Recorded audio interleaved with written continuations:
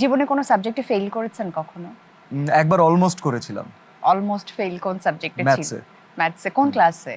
Class 8 এর বৃত্তি পরীক্ষার কোচিং না আর কি, টেস্টের সময় বৃত্তি পরীক্ষার জন্য যে টেস্ট হয় ওখানে এই একটাই ফেল করার এক্সপেরিয়েন্স? অলমোস্ট ফেল করেছিলাম। অলমোস্ট, আচ্ছা।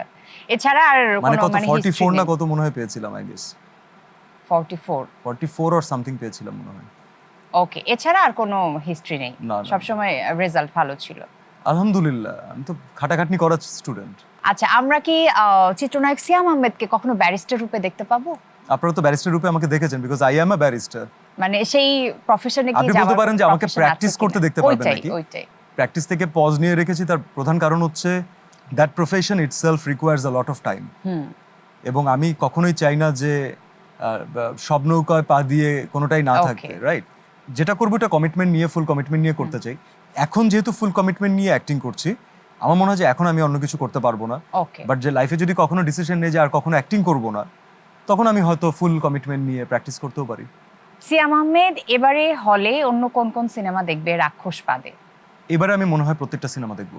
সবগুলো? হ্যাঁ, প্রত্যেকটা সিনেমা দেখার রিজন আছে আমার। ওকে, একটু শুনি রিজন।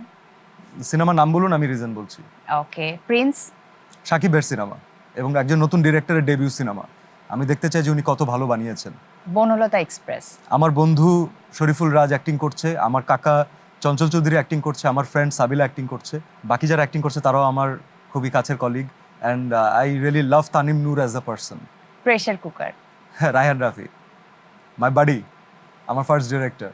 প্রেসার কুকারে আর কারোর সাথে বন্ধুত্ব নেই, শুধু রায়হান রাফির জন্য দেখবে? বন্ধুত্বর কথা বললে আসলে রায়হান রাফির সাথে আমার ফ্যামিলিগতভাবে আসলে ও আসলে এখন বন্ধু না, ও তো আসলে আমার ফ্যামিলির একটা অংশ। তো বাকিরা আমার colleague, but Raihan Rafi is like a family. Okay, দম? আমার প্রথম, যার হাত ধরে আমি প্রথম অ্যাক্টিং শুরু করেছি, রেদওয়ান রনি, এটা তার ফিল্ম, এবং আমার প্রথম কো অ্যাক্ট্রেস পূজা এখানে আছে।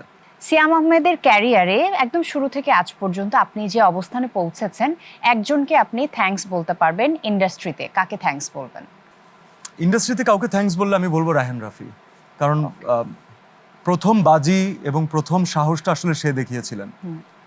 আমার ডিরেক্টর যদি আমার উপরে ওই সাহস না দেখাতেন তাহলে আমি আজকে এত দূর কাজ করতে পারতাম না।